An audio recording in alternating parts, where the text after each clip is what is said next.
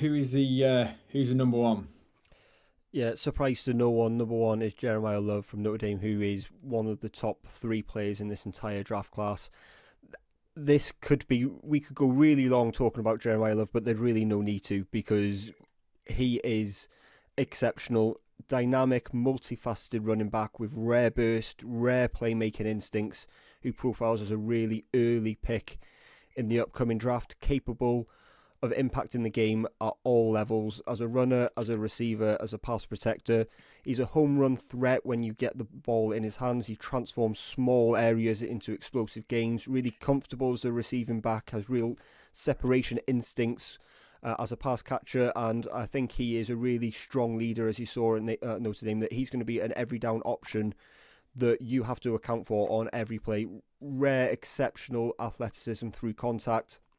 Once he sees daylight, he's at top speed instantly, and he's what would you would explain as modest gains, 10 yards ish, turn into 30, 40-yard gains in terms of chunk plays, and that happens regularly in a combination of burst and his space and his vision to manipulate that space. Nuanced in his vision, his cutbacks. The defense flows, but he's then manipulating his angles to exploit the backside. And really patient in his read outside and inside of the tackle box to be that high value positive play and negative cutback player. Really strong at anticipation as well, reliable hands, as we've been saying. There it really is. You can reel off line after line after line of strengths on his scouting report because it really is that strong in terms of how he plays with tempo, his play strength, his contact balance. I'll let Stu touch on some of that, but his weaknesses are literally his technique to pick up blitzes could be better. That's literally all. That's the one line that I have because I feel that he really is that exceptional as a prospect. I'm not going to say an awful lot because Owen has really waxed lyrical about him. There's a few things I will say about him. Um, the only thing that is going to hold him back in this draft is positional value Yep. because he's a running back. Other than that, he is comfortably one of the best players in this draft. We saw a running back picked at 6 last year. I would comfortably have Jeremiah Love as a better player than said running back who was picked at 6 as well. So that tells you what we think of him. But yeah, as I say, positional value is going to be the only thing that will hold him back. Otherwise, I think I would be happy to say he's the best skill player in this draft. I'd be happy to say that he is one of the top 2 or 3 players in this draft as well. I can't speak highly enough of him, and whoever picks him up is going to be happy that they have certainly through barring injury through a rookie contract at least. You've got a really high end playmaker. Yeah, it's something I keep coming back to, which you picked up there. It could the position that could hold him back in this draft class. I keep wondering in this class, does it?